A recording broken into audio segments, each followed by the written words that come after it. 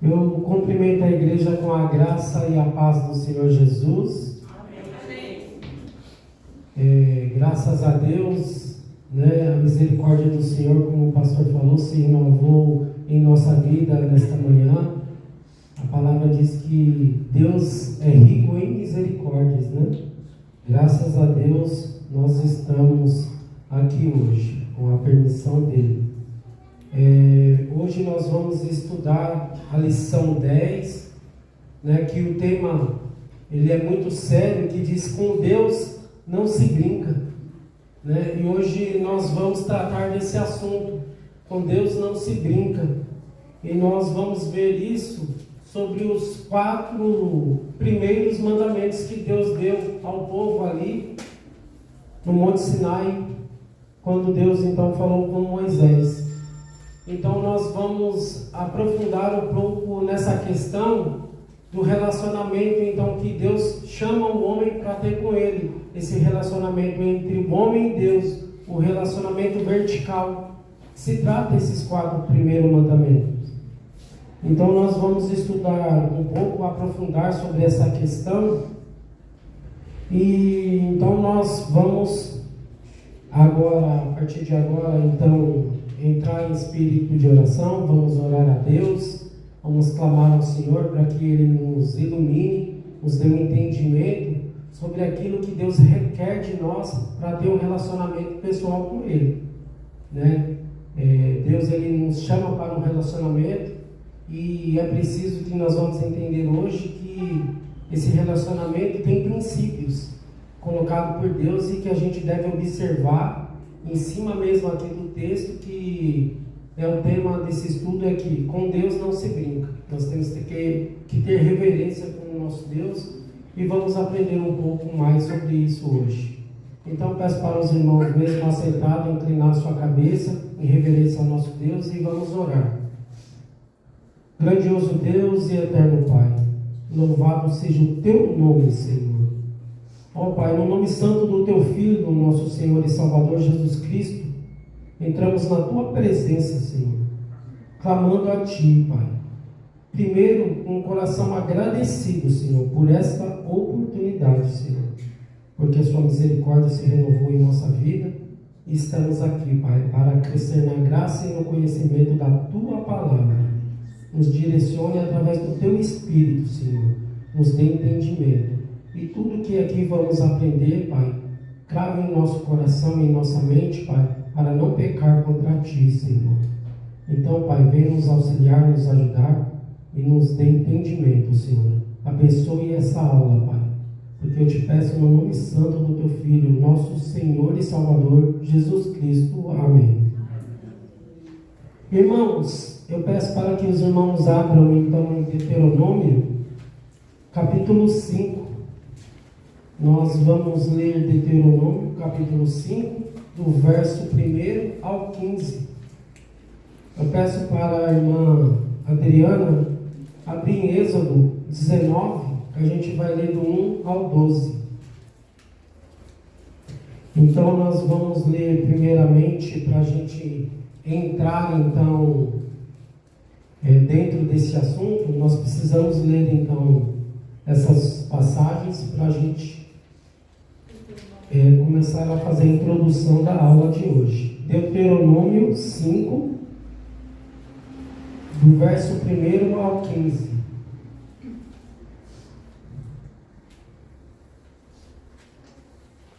Amém? A palavra de Deus diz assim: Moisés mandou que o povo se reunisse e falou assim: povo de Israel, preste atenção nas leis e nos mandamentos que estou dando a vocês hoje. Aprendam essas leis e façam tudo para cumpri-las. O Senhor, nosso Deus, fez uma aliança conosco nesse monte Sinai. E não foi com os nossos pais que Deus fez essa aliança, mas foi conosco. Foi com todos que estão aqui hoje. Estamos aqui vivos. No meio do fogo, ali no monte, o Senhor Deus falou com vocês face a face. Vocês ficaram com medo do fogo e não subiram o monte. Por isso eu me coloquei entre o Senhor Deus e vocês. E ele disse: Meu povo, eu, o Senhor, sou o seu Deus. Eu o tirei do Egito, da terra onde vocês eram escravos. Não adore outros deuses, adore somente a mim. Não faça imagem nenhuma de coisa que há lá em cima no céu, ou aqui embaixo na terra, ou nas águas debaixo da terra. Não se ajoelhe perante os ídolos, nem os adore, pois eu, o Senhor, seu Deus, eu não tolero outros deuses. Eu castigo aqueles que me odeiam e castigo também os seus descendentes, até o seu bisneto e trinetos. Porém, sou bondoso com aqueles que me amam e me obedecem os meus mandamentos, e abençoo os seus descendentes por milhares de gerações. Não use o meu nome sem o respeito que ele merece, pois eu sou o Senhor, o Deus de vocês, e castigo aqueles que desrespeitam o meu nome. Guarda o sábado, que é um dia santo, como eu, o Senhor Deus, mandei. Faça todo o seu trabalho perante 6 dias da semana, mas no 7º dia da semana é o dia de descanso, dedicado a mim, o seu Deus. Não faça nenhum trabalho nesse dia, nem você, nem seus filhos, nem suas filhas, nem seus escravos, nem suas escravas, nem seus animais, nem os estrangeiros que vivem na terra de vocês. Assim que vocês descansam, os seus escravos também devem descansar. Lembre que você foi escravo no Egito, e que eu, o Senhor, seu Deus, o tirei de lá com a minha força e com o meu poder. É por isso que eu mando vocês guardar o sábado. Amém? Amém. Agora, para nós entrarmos mais profundamente na aula, eu peço que a irmã Adriana lê Êxodo 19, do 1 ao 12.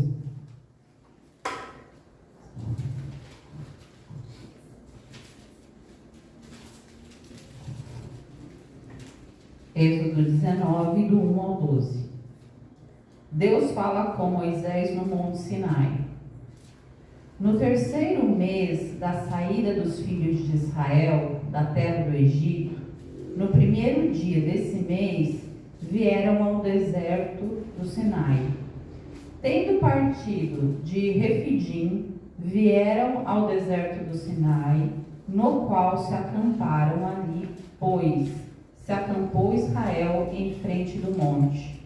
Subiu Moisés a Deus, e do monte o Senhor o chamou e lhe disse: Assim falarás à casa de Jacó, e anunciarás aos filhos de Israel: Tendo visto o que fiz aos egípcios, como vos levei sobre asas de águia, e vos cheguei a mim.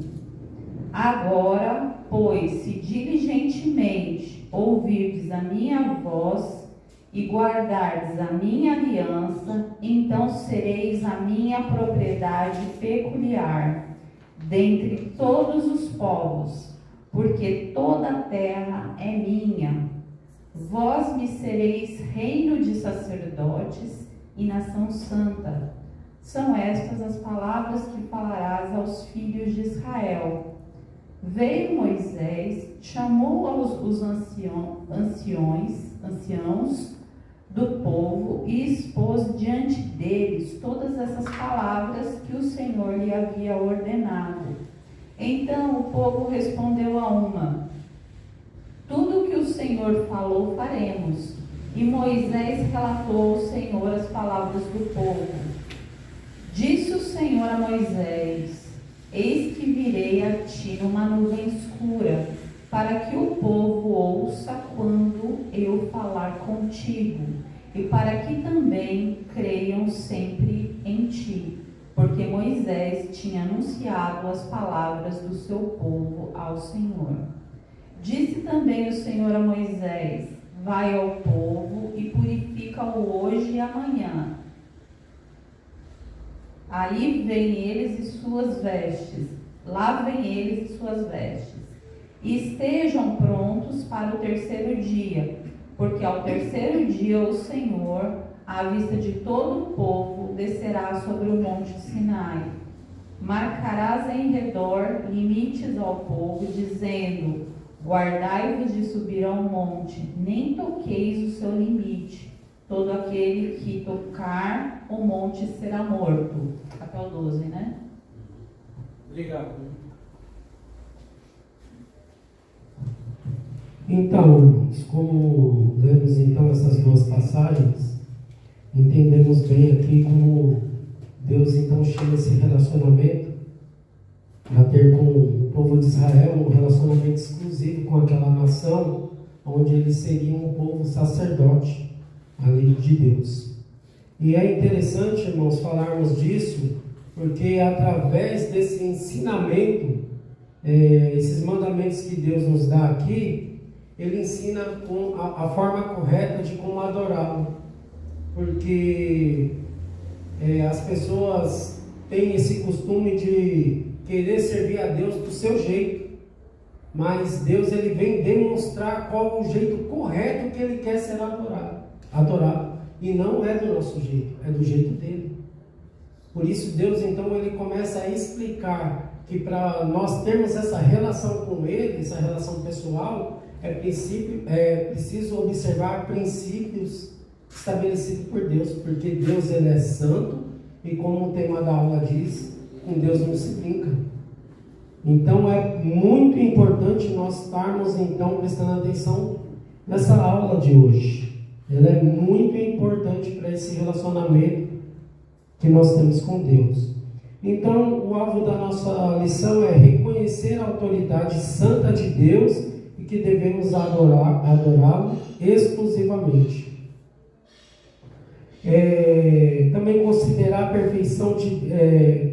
Também considerar a perfeição de Deus no relacionamento com Ele e com o próximo, e também tomar atitudes que deem bom testemunho da nossa vida cristã.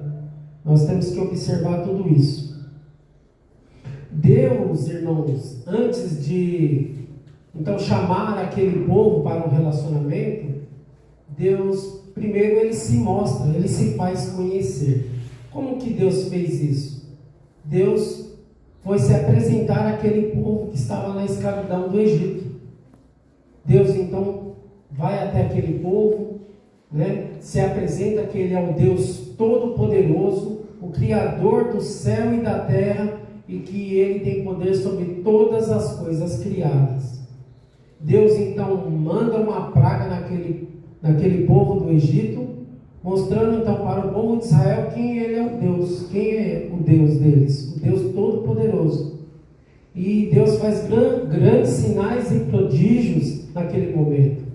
Então vem ali sobre aquele povo do Egito, aquele povo incrédulo, todo o castigo de Deus com as 10 pragas, e ali então Deus começa a se mostrar ao povo de Israel que Ele é o Deus Todo-Poderoso. E aquela nação ímpia então é castigada por Deus, como eles tinham muitos deuses, Deus quis mostrar ali para aquele povo quem era Deus e quem era o Deus dos egípcios, que é um Deus que não é nada, é mais baixo do que nada, não é verdade? Então Deus mostra que Ele é o Deus Todo-Poderoso, tira aquele povo daquela terra da escravidão, da servidão. Deus traz aquele povo, faz grandes feitos e milagres, abre o mar para aquele povo passar, destrói então o exército de Faraó, vem sobre o filho de Faraó então a morte, porque eles também tinham o Faraó como um Deus, o seu filho também como um Deus. Então Deus mostra que eles não são nada, traz aquele povo ao deserto, se faz conhecer também o Deus Todo-Poderoso ali no deserto sobre o povo, faz ali então que aquele povo andasse sobre uma coluna de nuvem durante o dia, para se proteger do sol. À noite, Deus então faz aquela coluna de fogo para clarear a noite e para aquecer aquele povo. Deus então provê o alimento, o maná para aquele povo. Deus provê a água para aquele povo. As vestes daquele povo não se estragavam, não se deterioravam. Eles manteve, Deus cuidou deles de uma forma ali maravilhosa. Então Deus se fez conhecer. Quem é Ele? O Deus Todo-Poderoso. Então Deus, depois de se mostrar quem Ele é, Deus então começa a chamar aquele povo para um relacionamento. Ó, sou eu que tirei vocês da terra da servidão. Eu quero ter um relacionamento com vocês, eu quero que vocês sejam o meu povo. Só que agora vocês vão ter que observar alguns princípios, porque eu sou um Deus santo. O irmão Juscelino? Para não interromper, talvez o irmão queira falar, o irmão vai falar sobre depois a rebeldia desse povo, diante dessa lista toda que você fez? Não, irmão, porque não é o tema dessa lição. Se eu entrar que eles eram um povo de dura serviço, que a geração seguinte que entrou na Terra Prometida, porque eles eram um povo muito incrédulo, se a gente entrar nessa história, vai sair do alvo da lição. Mas essa lição ela é ampla, ela vai ter esses momentos mais para frente, sobre essa questão. Então Deus se mostra esse povo ali no deserto, e Deus chama esse povo para um relacionamento.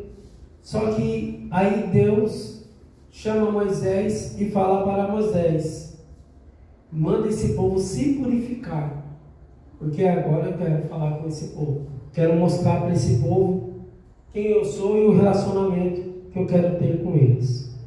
Então, para ter um contato com Deus, é preciso se purificar e reconhecer a autoridade e santidade de Deus. Deus se mostrou, trouxe eles até ali no Monte Sinai. Agora então Deus fala para o povo: se purifica, porque o seu Deus vai falar com vocês.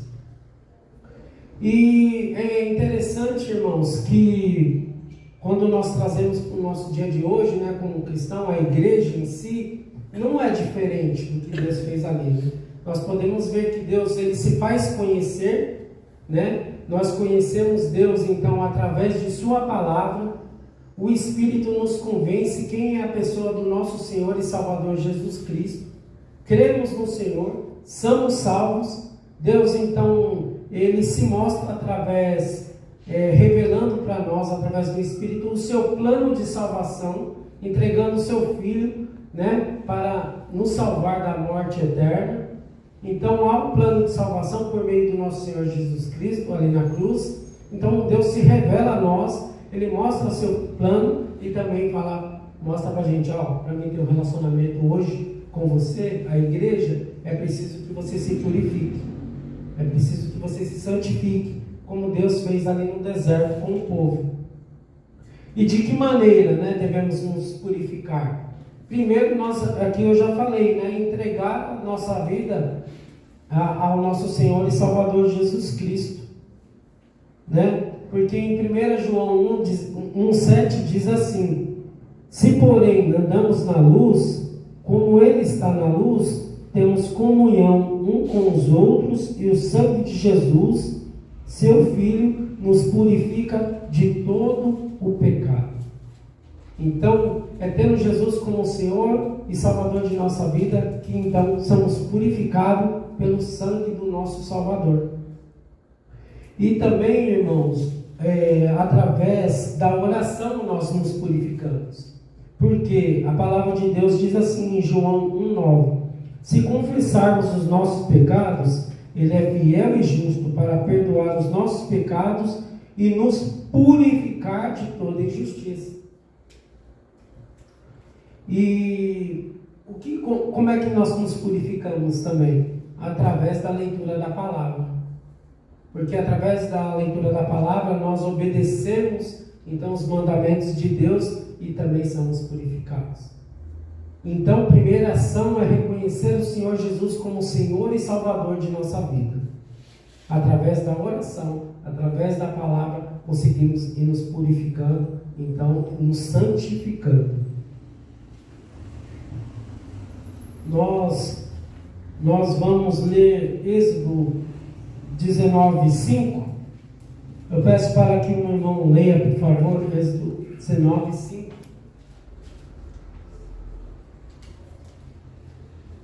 Agora, se obedecerem fielmente e guardarem a minha aliança, vocês serão o meu tesouro pessoal dentre todas as nações, embora toda a terra seja minha. Amém. Então Deus chama aquele povo para um relacionamento, mas através da obediência, através da purificação, através da santidade. É interessante até o ponto que o irmão Juscelino colocou, que quando a gente vai ver o decorrer ali daqueles anos que eles passaram no deserto, como era um povo de dura serviço, na verdade, Deus fez grandes milagres, mas aquele povo, eles eram incrédulos. Nem no decorrer, no versículo 20 já, no capítulo 20, você já vê que eles já desobedecem, né? Já fazem O ídolo, né? o ídolo.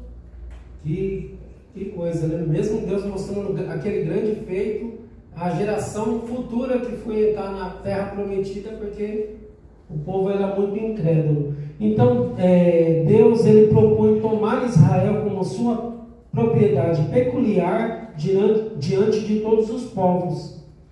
Se a nação se comprometer a preservar em si mesma 4 características particulares de Deus, que é esses 4 mandamentos. Irmão Reginaldo, pode falar? Fala um pouquinho alto, tá bom, irmão?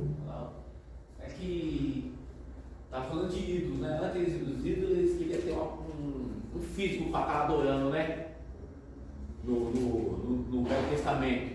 E já agora nós os nossos ídolos, nossas coisas são os nossos cotidianos do dia a dia, que é aquele. Vamos falar disso, sobre os ídolos que são sutis do nosso dia a dia, os ídolos dos evangélicos, vamos assim dizer, né? Que tem muito isso hoje. Nós vamos falar sobre isso. Fica também, irmão, falando também do guardar o sábado, né? Nós vamos falar disso também lá no final do Está estudo. dando spoiler aí. O irmão já está dando o spoiler. Então não vou falar. Nós primeiro vamos falar, então, do primeiro mandamento de Deus, né? Eu peço para que o irmão leia em voz alta, Êxodo 20, versículo 3, por favor. A exclusividade de Deus. Posso ler? Sim, irmão, fica à vontade. Não terás outros deuses diante de mim. Só 3? Só o 3. Não terás outros deuses diante de mim, né? Esse é o primeiro versículo. Então Deus, ele exige para ter um relacionamento com ele a exclusividade. Nós devemos tomar muito cuidado, irmãos, para não adorarmos outros deuses. A idolatria, ela acontece muitas vezes de uma forma sutil, sem nós percebermos, a gente pode estar idolatrando, entrando em idolatria. Por exemplo, quando eu confio na minha habilidade e na minha inteligência mais do que Deus, isso é uma idolatria. Você se acha autossuficiente, você não precisa de Deus porque você é uma pessoa muito inteligente, você é uma pessoa que tem muita habilidade, você acaba confiando muito em si mesmo. Isso é uma idolatria. Está vendo como a idolatria é sutil? Ela é muito mais ampla do que a gente pensa, que só adorar uma imagem. É uma idolatria, né? Isso. Nós temos que nos colocar em total obediência a Deus. Quando nós confiamos em, por exemplo, uma outra idolatria, no dinheiro que nós temos na nossa conta bancária, isso nós colocamos a nossa segurança no dinheiro. Isso é uma idolatria, porque você confia naquilo que você tem. Não, se eu passar necessidade, eu tenho um dinheiro que vai me suprir. Então você coloca o dinheiro à frente de Deus. Você confia no dinheiro, você confia nas suas posses, nas suas finanças. Então você acha que por você ter dinheiro você é autossuficiente e pode cuidar de todas as suas coisas. Você se garante né, no dinheiro. Irmão Epitácio? Idolatria é tudo aquilo que toma o lugar de Deus. Né? Exatamente. Irmã Adriana? E a gente pode fazer um teste simples, porque a Bíblia nos ensina isso, né? Porque a gente tem que olhar para a gente, ver quem somos e o que a gente está fazendo como idolatria. É fácil, Mateus 6,21 diz assim: pois onde estiver o seu tesouro, ali também estará o seu coração. O que o nosso coração está pensando? Você levanta de manhã com que pensamento? Durante o dia, o que te puxa? E aí você mesmo, Deus te dá essa capacidade, porque o crente não é escravo do pecado. Ele consegue sondar o coração dele e apontar o que está levando ele para a idolatria. Se é um filho, uma filha, se é o dinheiro, se é a capacidade que ele se acha muito capaz. Né? A gente consegue, Deus nos dá isso. A palavra de Deus em Mateus 6,24 diz que ninguém pode servir dois senhores, pois odiará um e amará o outro, e se dedicará a um e desprezará o outro. Você não pode servir a Deus e ao dinheiro. Então, idolatria é também colocar o dinheiro, né, como seu porto seguro, você se garantir no dinheiro e não em Deus. E Deus, como nós vemos aqui no primeiro tópico, Deus requer de nós exclusividade. E nós poderíamos falar aqui de muitas coisas, irmãos, de idolatria. A gente pode colocar a família, um ente querido nosso, colocar ele em primeiro lugar na nossa vida, substituir Deus, como o irmão falou, do coração, e colocar o nosso filho, o nosso pai, o nosso irmão, a nossa esposa, os maridos. Nós podemos ver também patrimônios, colocar carro, casa e outros objetos de valor ali como o nosso ídolo, dedicar somente aquilo, né? Colocar aquilo no nosso coração, onde que deveria ser o lugar de Deus, a gente substituir. Então tudo isso é idolatria, e eu falo que isso é uma coisa sutil, porque se nós não tivermos cuidado, a gente acaba se corrompendo. No estudo fala até sobre futebol, né? Pessoas que são fanáticas por futebol, mas eu acrescento muito mais coisas, novelas, séries, não é verdade? A gente... Até a roupa, né? A gente está rodeado de mecanismos que a gente pode estar cometendo idolatria. Gente, comida, tá? Comida. Mas assim, eu tô falando por mim, né? Não, comida. E se a gente ficar com essa alta confiança na gente, a gente perde a humildade com Deus. Né? É dizer, Deus me ajuda, né? Eu mesmo costuro, então eu não nasci sabendo. Tem gente assim, eu já nasci com a costura na cabeça. Não, eu aprendi com o tempo. Então eu peço a Deus todo dia, Deus me capacita, Deus me ajuda.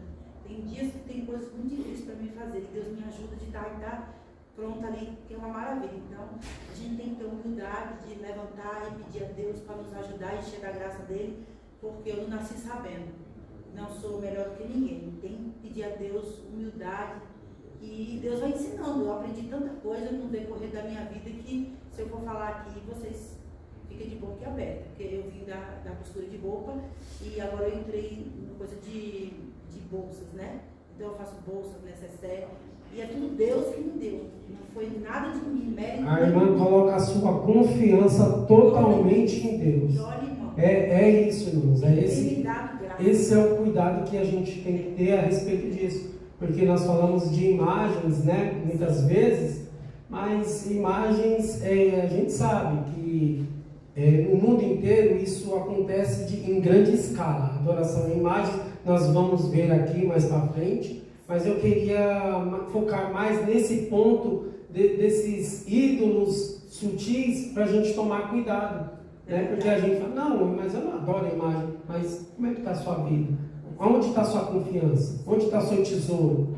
Quem está aí dentro do seu coração? Às vezes até uma amizade, né? Você considera mais amizade do que o próprio Deus. E como a gente veio da igreja católica, as pessoas colocaram mais na mente da gente que tudo é santo, é ídolo. Mas não é só isso. Não é só a imagem. Nós podemos ver também quando Deus ali pede para Abraão o sacrifício do seu filho, né? Aprendemos muitas coisas referente a essa questão de Abraão. ali também não foi só exclusivamente falar ali daquela promessa que Deus tinha feito a Abraão, que daria descendentes a ele, né? Ali também é uma representação do que viria, o Senhor Jesus Cristo, Deus entregando o seu Filho para nos resgatar. Ali tem muitas questões ali profundas, quando o Abraão vai ali, então quando Deus decide testá-lo, para ver também se ele tinha tirado Deus do seu coração e colocado seu filho Isaac, que ele tanto ama, como ídolo no seu coração. Então a gente pode observar muitas coisas nesta história, que quando Deus pede então o sacrifício de Isaac, então representa muitas coisas, né? Representa o nosso Senhor Jesus Cristo, que veio nos salvar, mas a gente pode ver que sim, Abraão ele não tinha um ídolo, o seu filho como um ídolo no seu coração.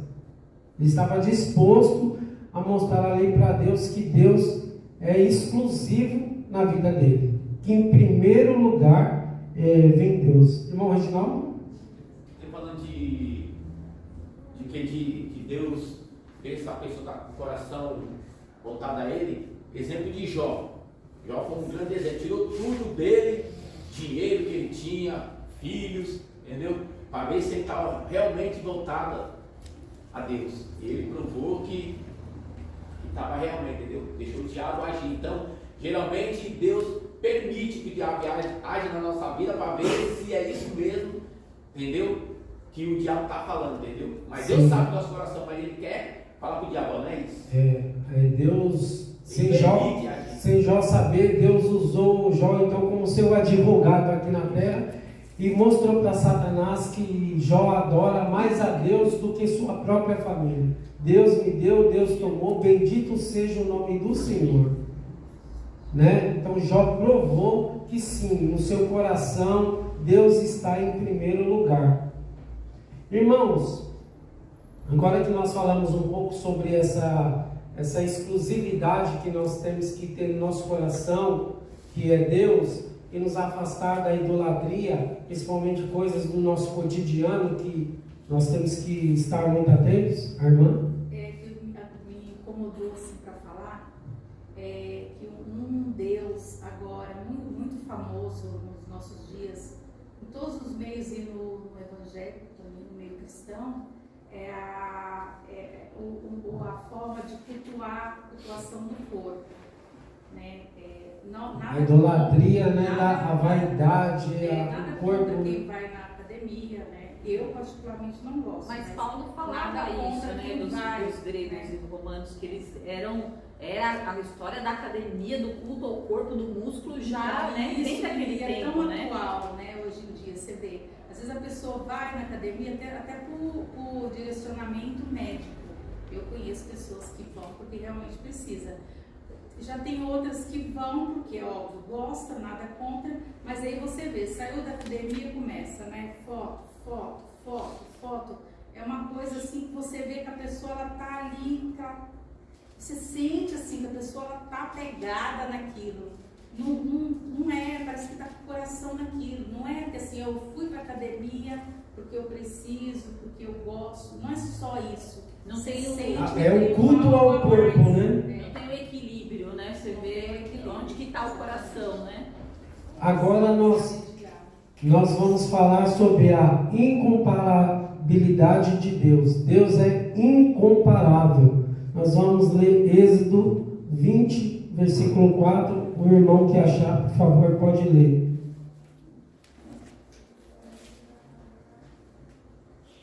Não farás para ti imagem de escultura, nem semelhança alguma do que há em cima nos céus, nem embaixo na terra, nem nas águas debaixo da terra.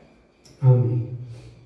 Irmãos, nós podemos ver aqui algumas questões, como ver que Deus ele é incomparável, né? A primeira razão, porque Deus ele nunca se revelou em uma forma de imagem, ou seja, ninguém nunca viu a Deus. Então Deus é incomparável. Como podemos fazer uma imagem que representa a Deus se nós nunca ouvimos? Nós ouvimos a sua voz, mas nós não vemos. Então Deus é incomparável. Como é que você vai fazer uma imagem de alguém que você nunca viu. Então, esta é a primeira razão que Deus é incomparável e que nós não podemos fazer uma imagem de Deus. Deus, irmãos, ele falou assim a Moisés em Deuteronômio 4, do 12 ao 15. Vemos que Deus falou com Moisés, falou com o povo, ouviram sua voz, mas Deus não se revelou de forma corpórea, para que ninguém fizesse alguma figura que representasse a Deus. Olha que interessante, irmãos. Então, como é que vamos fazer uma imagem que representa a Deus se nós não ouvimos? Né? Em João 1,18 diz assim: ninguém jamais viu a Deus, mas o Deus unigênito que está junto ao Pai o tornou conhecido, nosso Senhor e Salvador Jesus Cristo. E também temos também um único que é imortal e habita em luz inacessível, a quem ninguém nunca viu e nem pode ver. A Ele seja a honra, a glória e o poder para todos sempre. Amém. Está em Timóteo. Então, irmãos, nós vemos que Deus ele não se revelou de uma forma física, corpórea, né? E a gente já vê pelos textos que se fosse isso, as pessoas já tinham feito tantas imagens, né? Como faz do nosso Senhor Jesus. Mas a gente vai ver agora a diferença. O que tem poder? É a imagem de Jesus ou seu nome? Eu pergunto aos irmãos. Os irmãos entendem isso agora? O nome do Senhor Jesus tem todo o poder. Nós vamos ver isso na palavra de Deus. Não é a imagem que tem poder, é o nome de Jesus. E aquele pessoal que põe o santo de cabeça para baixo para casar, enquanto não casar, não põe o santo, não volta para ele. Né?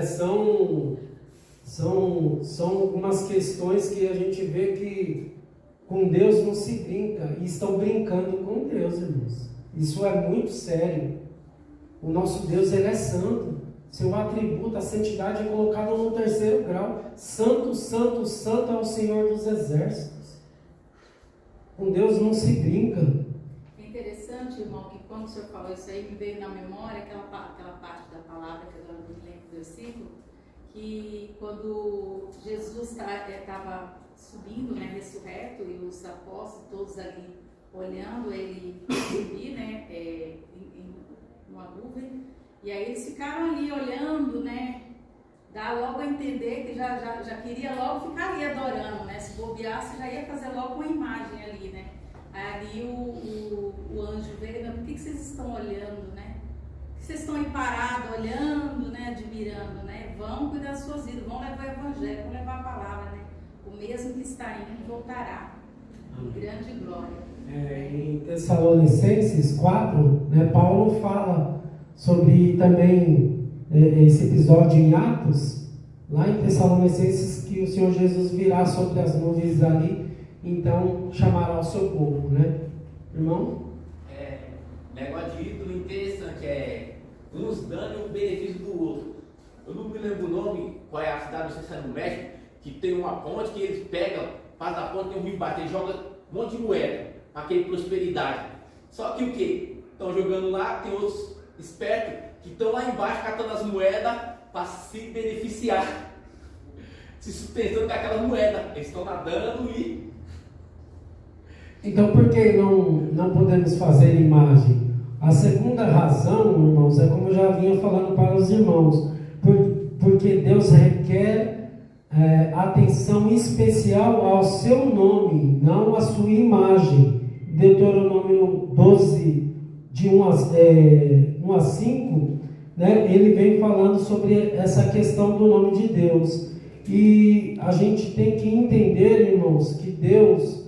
Então, hoje nós como cristãos, nós sabemos que o nome do Senhor Jesus tem todo o poder, e não imagem alguma, né? A gente vê isso na Bíblia. Mas procurarão o lugar que o Senhor, seu Deus, escolhe dentre de todas as tribos, ali, pois o seu nome para a sua habitação, para lá vocês deverão ir. Então Deus, ele sempre está revelando que o nome dele é autoridade, o poder é autoridade. Deus também fala a Moisés, que Moisés falou: Senhor, eu vou no Egito e quando eu chegar lá, o que eu vou falar? Quem é o Senhor? O que eu vou dizer ao povo? Ele fala: diga que eu sou o enviou. Deus não falou: faça uma imagem e leva lá e fala que essa imagem sou eu e se revela ao povo. Ele falou: não, eu sou o envio, seu nome, o nome todo poderoso de Deus, porque eu sou, ele representa, eu sou a cura, eu sou a libertação, eu sou o poder, eu sou a transformação. Isso que representa a Deus, o nome de Deus. Hoje nós vemos também que a igreja sabe que o Senhor Jesus é eu sou o caminho, a verdade e a vida, eu sou a luz do mundo, eu sou o sal da terra. Então, irmãos, é um nome do Senhor Jesus que tem todo o poder. É interessante que o pessoal faz imagem de Jesus loiro, moreno, tem de todo jeito. E Jesus foi visto aqui na terra, né? Mesmo assim, o pessoal faz com uma característica diferente. Sim.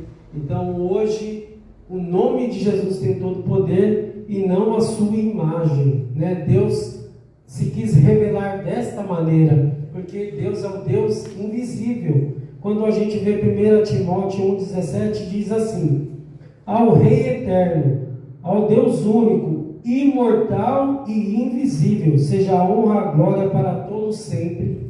Amém. Deus invisível.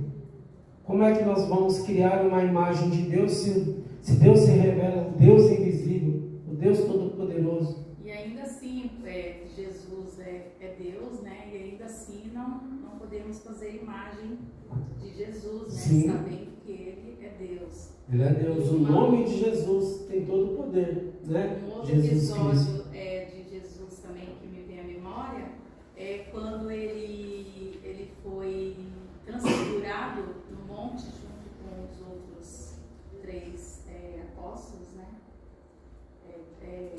E aí Deus, como é que fala? Pedro já queria fazer uma tenda ali para eles dormirem, né? Jesus, já Moisés e Elias, né? Ali ele já queria também eu vejo assim, que ele queria já fazer ali algum apego, algum tipo de adoração, alguma coisa ali, né? E Deus falou justamente com Jesus, né? E falou: esse é o meu filho, né? Escutai-o, né? Ou seja, mostrou a diferença entre Jesus e os outros, né? Que somente Jesus foi transfigurado, somente Jesus mostrou a glória ali naquele momento. É interessante, irmãos, porque nós vemos até mesmo só no episódio do deserto que aconteceu, né? Ali eles fizeram um bezerro de ouro para adorar, e a gente vê tudo que aconteceu ali, e a gente vê durante a Bíblia ali no Antigo Testamento como o povo era idólatra. Eles voltavam à idolatria e Deus, através dos profetas, ia corrigir eles. Aí o povo que já não era idólatra ali era abençoado. Mais para frente eles voltavam à idolatria novamente e ficou nesse ciclo, né, de idolatria. E hoje nós vendo tudo isso que aconteceu, continua da mesma forma. A idolatria. Fazemos tudo igual. Não é difícil? Se não é misericórdia, como o pastor colocou aqui, se não é misericórdia de Deus, irmãos. Como o povo ele adora idolatrar. Como o povo adora colocar objetos, colocar poder nos objetos. Qualquer coisinha que você faça ali com um objeto, a pessoa ali já tem um poder. Orar não ora, mas colocar no Salmo 91 coloca, né? Coloca. A Bíblia então é um amuleto, né, de proteção. A Bíblia é um amuleto de proteção. Fica no Salmo 21, no Salmo 23 ou no Salmo 91. Fica ali aquela idolatria. Fica ali a Bíblia ali toda amarelada, capoeira, e está protegendo a casa. Você não ora, não pede a Deus, o Deus invisível, todo-poderoso, você prefere se pegar num objeto. né? Por isso que nós temos que ter cuidado.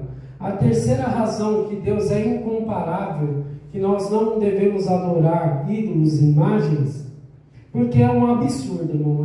É um desrespeito comparar o Criador com a criação.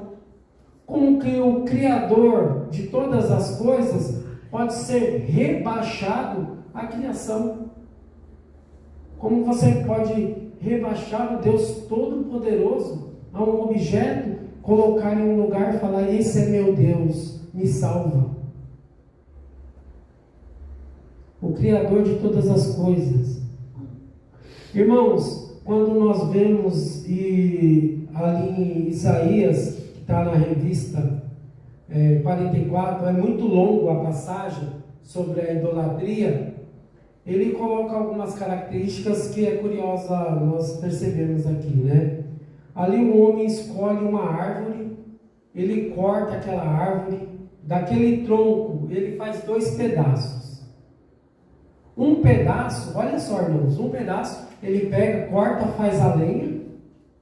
Aí ele pega aquela lenha, faz o fogo para se aquecer, uma fogueira. Dali mesmo ele também faz o seu alimento, cozinha seu alimento. Ele come e aquela lenha virou cinza. Naquela outra parte do tronco que ele separou, ele faz um ídolo, ele esculpe um ídolo para ele, ele coloca ali, se ajoelha perante aquele ídolo, aquele pedaço de madeira que ele esculpiu, e fala: esse é meu Deus, me salva, me cura. Tem cabimento isso, irmãos? Não tem. Como é que um pedaço de madeira que virou cinza, que você fez uma fogueira para se aquecer, o alimento para você comer, e de repente a outra parte daquela madeira virou um ídolo, seu Deus? E você que pegue aquele ídolo e faça alguma coisa com ele, na frente dele. Tem cabimento? Tem cabimento isso, irmãos? Se você tacar no fogo, então, aí você é um herege para ele. Entendeu, irmãos? É preciso, irmãos, lembrar desse tópico, dessa lição. Com Deus não se brinca. O Deus Todo-Poderoso, irmãos, nós não podemos fazer uma imagem desse Deus e dizer: esse é meu Deus. Nós temos, irmãos, que ter isso em mente. Isso é sério. O nome já diz: a imagem, fruto da imaginação. Paulo mesmo diz: o Deus que fez o mundo e tudo que há nele é o Senhor dos céus, da terra, e não habita em santuários feitos por mãos humanas. Você não pode fazer uma imagem de Deus e falar: Deus está aqui.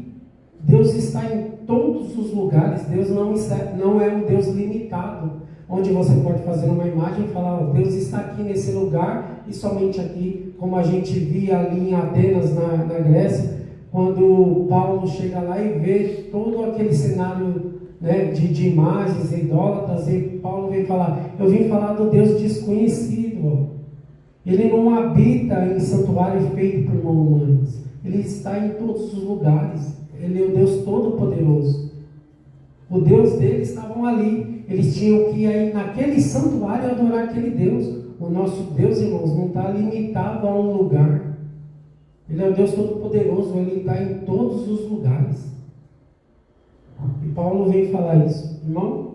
Então, isso aí que Paulo te falou. Então, tinha as várias de lá e tinha algum local reservado que não tinha nenhum. O Deus invisível. Aí ele falou: esse é o Deus invisível. Então, assim, visto que somos descendência de Deus, não devemos pesar que a divindade é semelhante a uma escultura de ouro, prata ou pedra, ou feita por arte da imaginação humana. Paulo falando aqui. Então, irmãos, nós somos falhos, pecadores. Nós somos pessoas limitadas. Como nós podemos fazer uma imagem que representa Deus? Nós que somos tão pequenos, fazer a imagem do Todo-Poderoso. Quem somos nós para fazer isso? Quem somos nós para rebaixar a Deus a criação? Não o adorarás, nem lhes dará culto. Em Êxodo 25 diz assim, Êxodo 20, versículo 5: Não te prostrarás diante deles, nem prestará culto, porque eu, Senhor seu Deus, sou um Deus zeloso, que castiga o filho pelos pecados dos seus pais, até a 3ª e 4ª geração daqueles que me desprezam. Irmãos, Deus é um Deus zeloso. Deus zela pela sua santidade e também pela sua soberania. Ele é um Deus incomparável. Ele não se pode limitar Deus a uma figura de um ídolo. Ele não aceita ser dividido com ninguém. Ele é um Deus zeloso. Ele zela, protege, cuida, guarda aqueles que são fiéis a Ele. Deus é um Deus zeloso. Nós não podemos rebaixar Deus a uma imagem. Em 2 Coríntios 11, versículo 2, diz assim: o zelo que eu tenho por vocês, Paulo falando, né? O zelo que eu tenho por vocês é o zelo que vem de Deus. Eu os prometi ao único marido, Cristo, querendo apresentá-los a Ele como uma virgem pura. Interessante esse zelo de Deus, né? Interessante Paulo aqui comparando o zelo que ele tem ao zelo que vem de Deus. Querendo então que aquela igreja ali seja pura, seja santa, seja santificada para estar na presença do Senhor. Como a gente leu, né? É um reino de sacerdotes. Um reino de sacerdotes. Um povo separado. Um povo santo é um povo separado. Separado para Deus. Deus não aceita dividir a sua glória com ninguém. Não é verdade? E 1 Coríntios 10, 14 diz assim: portanto, meus amados, fujam da idolatria. Então, irmãos, temos que fugir da idolatria. E como nós estamos aprendendo então sobre esses aspectos, essas características dos 4 primeiros mandamentos que Deus deu, nós vamos falar agora sobre a santidade de Deus, que está em Êxodo 20, versículo 7. O irmão que achou pode ler, por gentileza.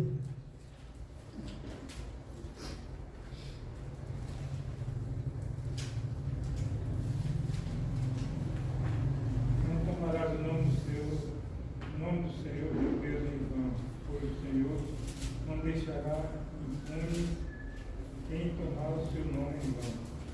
Exatamente. Não tomarás o nome do Senhor seu Deus em vão, porque o Senhor não terá por inocente o que tomar o seu nome em vão.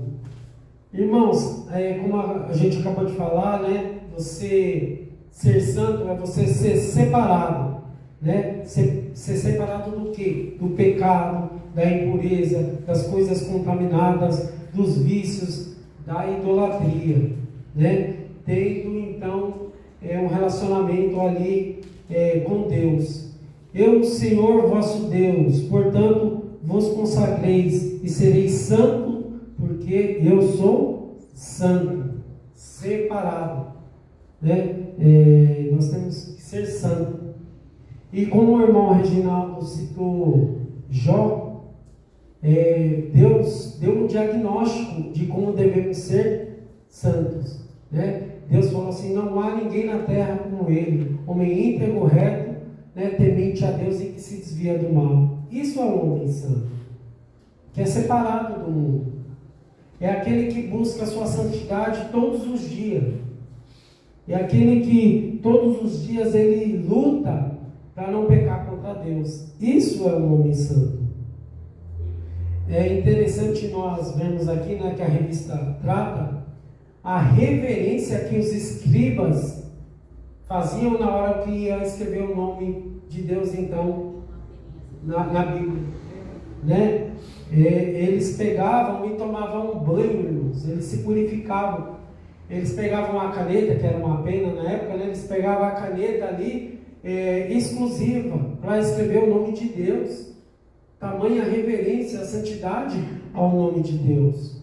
Mas até aqui, abrindo um parênteses, quantas vezes a gente é irreverente e não temos respeito a Deus, até quando a gente chega na igreja e é um momento de oração, que a igreja está conversando com Deus. A gente entra no templo. A gente deveria ficar esperando lá fora o momento de oração terminar para a gente entrar. Olha como a gente não tem respeito. Sim, irmãos, isso é reverência na casa do Senhor. Se a oração, fique em silêncio. O pastor aqui está levando a mensagem, os irmãos estejam em silêncio. Se há algo para falar, se é urgente, se é dentro do culto que está acontecendo, seja sutil, vá ali e fala com o irmão. Se for algo que é para depois, espera terminar o culto. Onde está a nossa reverência? O respeito, o temor com as coisas de Deus. Tudo isso a gente tem que observar. Ô irmão, deixa eu só ler um texto aqui na revista católica. Deixa na sim. Bíblia Católica. É a Bíblia Católica aqui que eu estou lendo. Agora diz o seguinte. Só ler um pouquinho alto, né? Tá. Não farás para ti escultura, nem figura alguma do que está em cima dos céus, ou embaixo sobre a terra, ou nas águas debaixo da terra. É a Bíblia Católica. Eu já li, já estudei sobre isso. Está tudo lá, não está escondido, não tem nada. Está lá, quem quiser ler e quem tiver um coração sincero vai entender.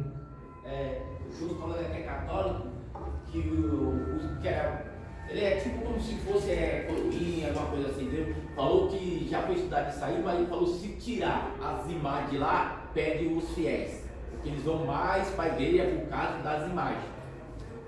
É uma questão, a gente vê que não é escondido. Não é à toa que teve a reforma. Teve a reforma que combateu isso. Então, E hoje nós estamos aqui, pela misericórdia de Deus, que abriu os nossos olhos, sobre isso. Com Deus não se brinca. Com Deus não se brinca, irmãos. Deus, Ele exige de nós, seus servos, exclusividade. Ele não vai se dividir com uma imagem de gesso, de barro, de madeira, que não enxerga, que não fala, que não tem sentimento, que não tem nada. É apenas um objeto ali oco. Então não faz sentido a gente querer rebaixar Deus a esse nível, irmãos. Com Deus não se brinca, Deus é santo.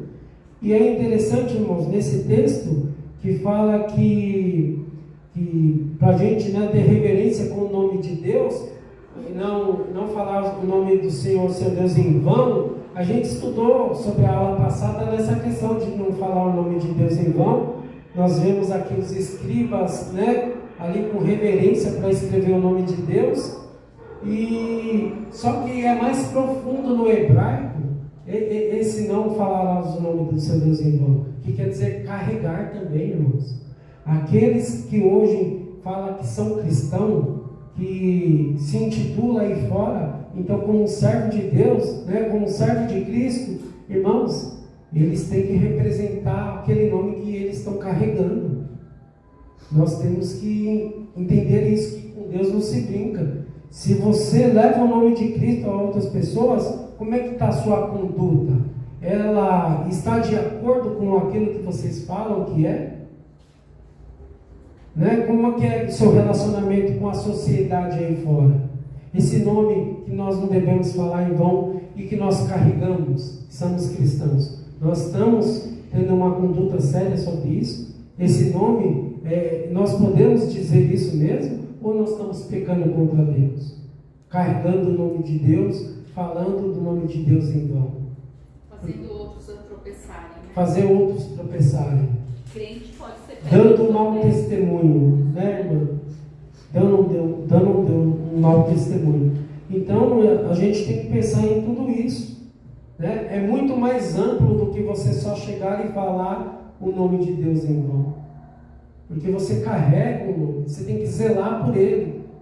Você tem que ter temor e tremor pelas coisas de Deus. Quanto mais é dado, mais será Cobrado. Nós devemos ter cuidado com esses dizeres também, irmãos. Deus mandou te dizer. Deus mandou te dizer. Eu vou ser sincero aqui para os irmãos. Irmãos, Se a pessoa fala, Deus mandou te dizer, e o que ela te disse não está de acordo com a palavra, quem disse foi ela, não foi Deus não. Isso a gente tem que tomar cuidado. Deus mandou te dizer ou você quer dizer? Não fale em nome do seu Deus em vão. Porque é um tal que Deus me mandou dizer, será que Ele mandou mesmo? Meu irmão, Deus mandou você se separar da sua mulher. Ah, é? A palavra diz isso? Será que foi Deus que disse mesmo? Não. Seja uma coisa boa, né? Deus mandou te dizer que você vai sair, vai conseguir um trabalho, vai isso, aquilo outro. Gente, isso aí não funciona. Deus fala com a gente através do Espírito Santo que habita em nós, não habita em templos humanos, feito por mãos humanas, habita em nós, aqueles que creem. E fala por meio da palavra. Quando a gente ora, a gente está falando com Ele. Quando a gente lê a palavra dele, Ele fala com a gente. Se o Espírito Santo habita em você, então o Senhor Ele é poderoso para falar diretamente com você. Eu acredito sim. Porque a palavra dele é viva. Exatamente. E eficaz. Agora a gente precisa querer ir lá ouvir o que ele tem para dizer, né? Parar e ouvir. Sim. O Espírito disse a você, então está de acordo com a palavra, porque quem falou, revelou a palavra foi o Espírito. Como o Espírito Santo falou com você, se você está fazendo algo contrário com o que a palavra diz? Não faz sentido isso, irmão? Quando ela vai fazer evangelismo, ela vai entregar um folheto, que é a palavra de Deus, ela fala assim, você aceita a palavra da parte de Deus? Ela não fala que é da nossa parte, fala da parte de Deus. Entendeu? Porque se fala se é da nossa parte, a pessoa já, se aceita a palavra da parte de Deus, a pessoa aceita. E é importante, irmãos, eu vou só dar uma pitada aqui nessa questão, talvez o irmão Juscelino não concorde comigo, mas a questão da ceia, irmãos, diz assim, ó, examine-se o homem a si mesmo, e então coma o pão e beba o cálice. Pois quem comer e beber sem discernir o corpo, come e bebe para a sua própria condenação. Deus é santo, irmãos. Nós não podemos participar das coisas da igreja de qualquer jeito. Olha só o que o texto diz, né? Aquele que comer e beber, vai comer e beber para a sua própria condenação. É a palavra. Por isso há entre vocês muitos fracos, doentes e vários morreram. Por quê? Porque com Deus não se brinca. Se você vem para a igreja de qualquer jeito, se você está no mundão, você está no pecado, fazendo tudo que é errado e vem participar da obra do Senhor, de qualquer forma, sem a reverência, no pecado constante, deliberado, irmãos, o texto é claro, né? Muitos já morreram.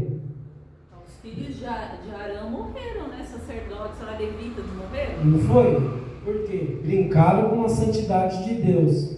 Então, aqui diz, por isso há entre vocês fracos e doentes, e muitos já morreram. Mas, se nós examinarmos a nós mesmos, não receberemos o juízo.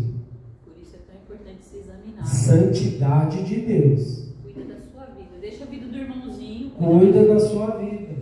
Irmãos, as coisas de Deus são sérias, muito sérias. Então, que nós podemos examinar, porque Deus é santo, santo, santo. E Ele nos chamou para ser santo, para ser separados. Se nós não estamos separados, estamos com o pé no mundo, se examina, porque com Deus não se brinca. E nós vamos falar então do quarto e último tópico, que é a autoridade de Deus, né? Nós vamos falar do quarto tópico. Eu peço para os irmãos lerem Êxodo 20, versículo 8, por favor. Irmão, me dá licença que eu vou ter que ir, viu? Amém, irmão. Com Deus. Deus te abençoe. Lembra-te do dia de sábado para o santificar. Amém. Lembra-se do dia de sábado para santificar. Bom, irmãos, nós vemos então que Deus aqui, Ele trabalhou 7 dias para construir então a terra, e Ele fala que no sábado Ele descansou, e Ele quer que o povo também, requer que o povo descanse no sábado, como a gente leu ali, todos os seus servos e servas deveriam respeitar essa lei. Mas por que hoje nós guardamos o domingo? Por que temos esse comportamento?